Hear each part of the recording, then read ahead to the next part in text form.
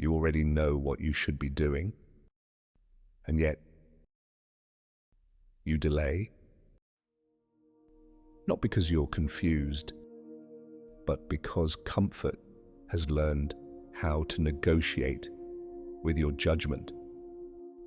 Seneca warned about this long before psychology had a name for it. You tell yourself you'll start tomorrow. You wait for clarity before acting. You postpone the decision. Not because you're weak, but because avoidance feels reasonable. You call it patience. You call it thinking things through. But beneath the language, something else is happening.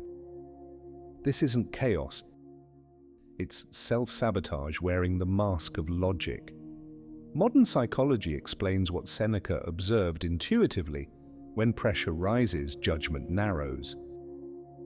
The mind seeks short-term relief over long-term control, so it chooses comfort first and justification second. That's how intelligent people undermine themselves without ever feeling reckless. Nothing explodes, nothing collapses. Control simply erodes, quietly. Seneca wasn't warning fools. He was warning capable people, men with intelligence, with resources, with opportunity. He noticed something dangerous. Most people don't fail because they lack ability. They fail because they delay action until discipline dissolves.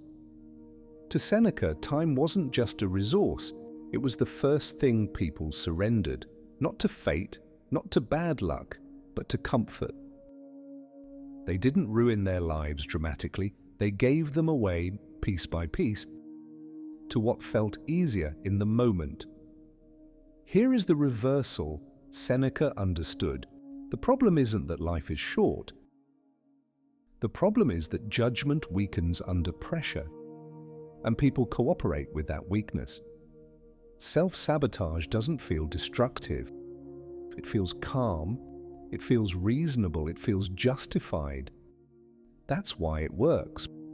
By the time consequences appear, the habit is already formed. Seneca's rule was simple and unforgiving.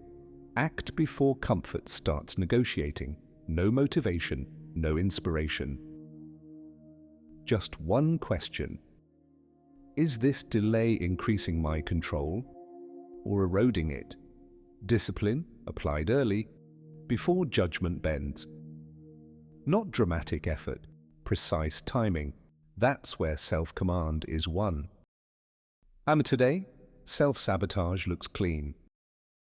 It looks like over-planning, like waiting for certainty, like postponing decisions, like protecting peace instead of building strength. But the result is the same. Less clarity, less control, less respect, especially from yourself. The cost is invisible at first, until it isn't. Seneca didn't warn us to be anxious. He warned us to be precise. If you want to stop undermining your own judgment, subscribe. We publish one quiet story each week on self-control, clarity, and inner strength. Your mind is your kingdom. Guard it well.